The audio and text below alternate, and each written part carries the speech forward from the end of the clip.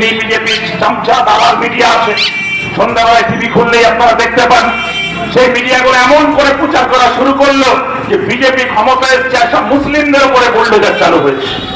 যাদের ওপরে বুলডোজার চালানো হচ্ছে, যাদের পেটে লাথি মারা হচ্ছে, তারা সকলেই মুসলমান নয়, তাদের বেশিরভাগটাই হচ্ছে হিন্দু সম্প্রদায়ের মানুষ।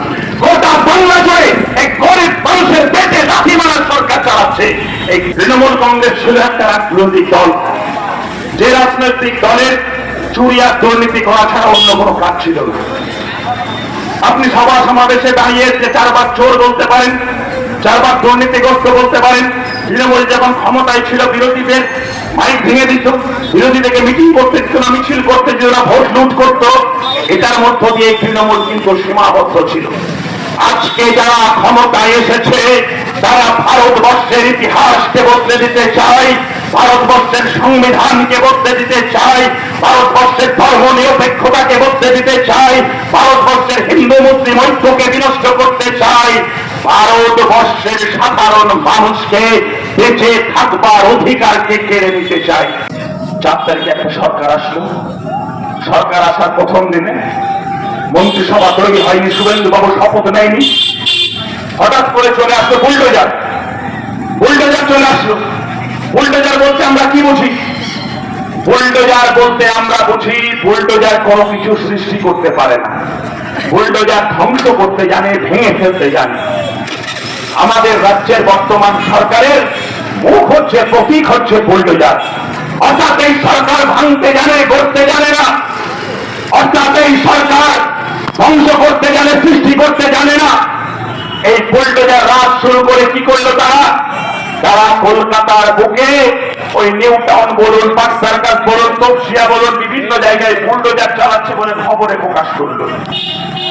এমনি বিজেপি চামচা দালাল মিডিয়া আছে, সন্ধ্যাবেলায় টিভি খুললেই আপনারা দেখতে পান সেই মিডিয়াগুলো এমন করে প্রচার করা শুরু করলো যে বিজেপি ক্ষমতায় এসেছে, সব মুসলিমদের উপরে বুলডোজার চালু হয়েছে।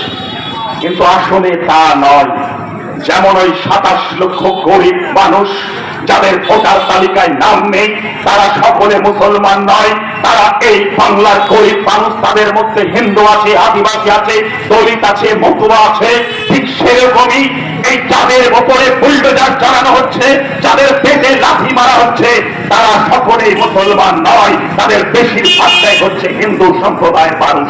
গোটা বাংলা জুড়ে এই গরিব মানুষের পেটে লাথি মারার সরকার চালাচ্ছে।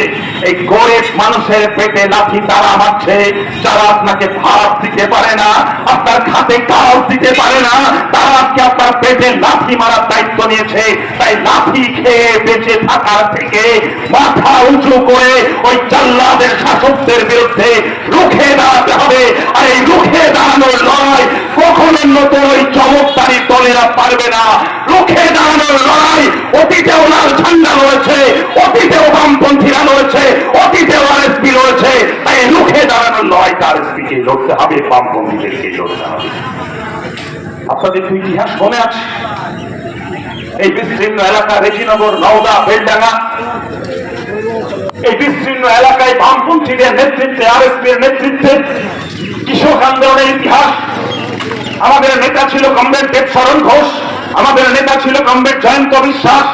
তাদের নেতৃত্বে যেভাবে কৃষক আন্দোলন গড়ে উঠেছিল, মানুষ জমির অধিকার পেয়েছিল, গরিব মানুষ মাথা উঁচু করে কথা বলবার অধিকার পেয়েছিল, সেই দিনগুলো কাশীপুরের মানুষ ভুলে যাবে।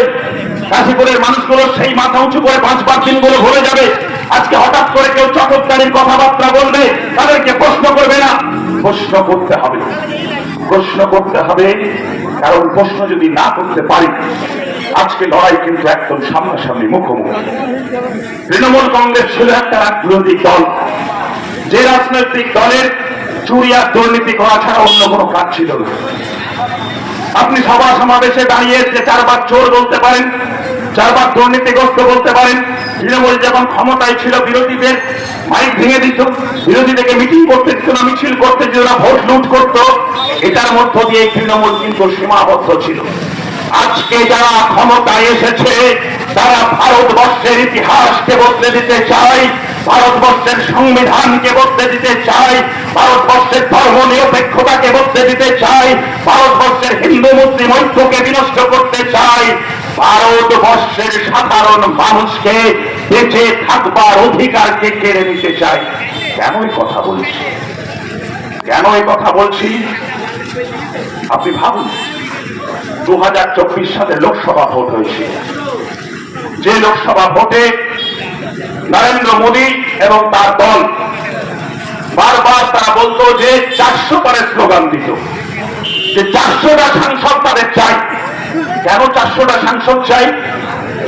কারণ সংসদে 3 ভাগের 2 ভাগ এমপিকে যদি তারা পায়, তাহলে তারা যা চাইবে সেরকম আইন তারা তৈরি করবে। আপনারা এই এলাকার মানুষ, কাশীপুর এলাকার মানুষ, ওই বিজেপির ভয়াবহ মুখ, ভয়ঙ্কর মুখ, ফ্যাসিবাদী মুখ, সেই মুখকে দেখে ভয় পেয়েছিলেন। ভয় পেয়ে এখানে বিজেপি বিরোধী মানুষের বেশিরভাগ অংশ ইউসুফ পাঠানকে ভোট দিয়ে আপনারা সাংসদ নির্বাচিত করলেন।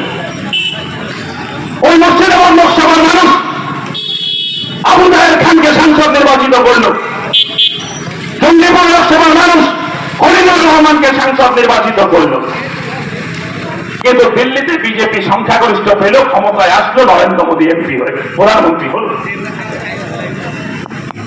আমাদের রাজ্যে প্রায় 29 জন তৃণমূল এমপি পেয়েছিল। আমরা বামপন্থীরা বলতাম, যখন তৃণমূল ক্ষমতায় ছিল তখন আমরা বলতাম যে তৃণমূল আর বিজেপির মধ্যে কোনো পার্থক্য নেই।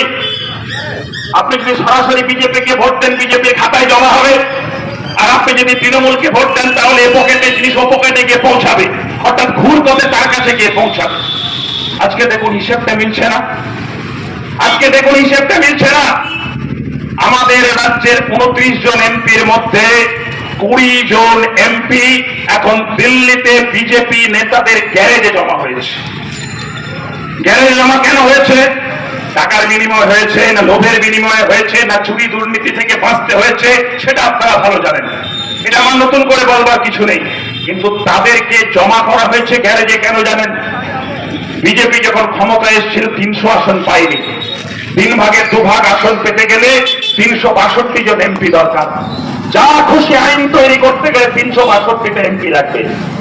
ভোটে যখন জিতে পারেনি তখন এই ঘুর পথে এমপি জিনিস এমপি গ্যারেজে জমা করছে। আর এই 20 জন তৃণমূলের এমপি তাদের গ্যারেজে জমা হয়ে গেছে। মহারাষ্ট্রের ওই শিবসেনার যে দল ছিল উদ্ধব ঠাকরে, তাদের দলের এমপি জমা করছে। শুনছি নাকি উত্তরপ্রদেশ থেকে ওই অখিলেশ যাদবের দল, তাদের দল থেকে এমপি নেওয়ার চেষ্টা চলছে। আসলে সোজা পথে হয়নি। 360-65টা এমপি পেয়ে গেলে ভারতবর্ষের সংবিধানকে বদলে দেবে। ভারতবর্ষে এক দল, এক নীতি, এক ভাষা, এক ধর্ম ভারতবর্ষের বুকে ফ্যাসিবাদ কায়েম করবে। এবং সেদিন আপনারা যারা আমাদের কথা আজকে শুনছেন, তারা হয়তো অনেকেই ভাবছেন যে এখন তো আমরা বিজেপি দ্বারা সরাসরি আক্রান্ত নয়, এখন ভেবে কি করব। বহু বছর আগে এক কবি বলে গেছিলেন, যখন ফ্যাসিবাদ, জার্মানির হিটলার, ইতালির মুসলিনি, তারা যখন প্রথমে কবি, সাহিত্যিক, বুদ্ধিজীবীদেরকে আক্রমণ করত, তখন কিছু সাধারণ মানুষ চুপ করে বসে থাকতো, বলতো কি এখন তো কবি, সাহিত্যিক, বুদ্ধিজীবীদেরকে আক্রমণ করছে, আমাদেরকে তো কিছু বলেনি, আমরা কি বলবো, ওরা কবিতা লেখে, ওরা বুঝে নেই। তারপরে ওই ফ্যাসিবাদ আসলো এবং ফ্যাসিবাদের আক্রমণের লক্ষ্য হয়ে গেল যারা প্রগতিশীল কথাবার্তা বলতো, বামপন্থার চর্চা করত, লাল ঝান্ডা বহন করত, সাম্যবাদের কথা বলতো, সমাজতন্ত্রের কথা বললো, তাদের উপরে আক্রমণ করা শুরু হলো।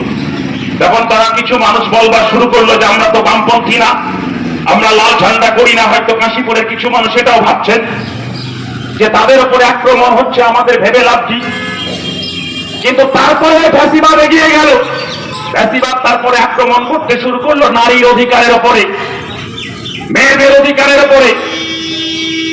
যখন মেয়েদের অধিকারের উপরে আক্রমণ হলো, কিছু পুরুষ মানুষ তখনও ছিল, তারা ভাবলো আক্রমণ তো মেয়েদের জন্য হচ্ছে, ওরা বাড়িতে থাকুক, ওদের জন্য কথা বলে কি লাভ। তারপরে ফ্যাসিবাদের আক্রমণের লক্ষ্য গতি পায়ে পায়ে এগোতে এগোতে মানুষের ঘরের ভিতরে ঢোকে প্রত্যেকটা মানুষের গণতান্ত্রিক অধিকার, বেঁচে থাকার অধিকারকে এমন ভাবে কেড়ে নিল, তখন আর প্রতিবাদ করবার জন্য একটা মানুষ অবশিষ্ট ছিল না। আজকের দিনে দাঁড়িয়ে থেকে এই ফ্যাসিবাদের বিরুদ্ধে লড়াই করতে গেলে, লড়াইয়ে সৎ হতে গেলে একমাত্র বামপন্থীদের পাশে থাকুন, কারণ বামপন্থীদের পাশে না থাকলে এই ফ্যাসিবাদের বিরুদ্ধে লড়াই শক্তিশালী হবে না।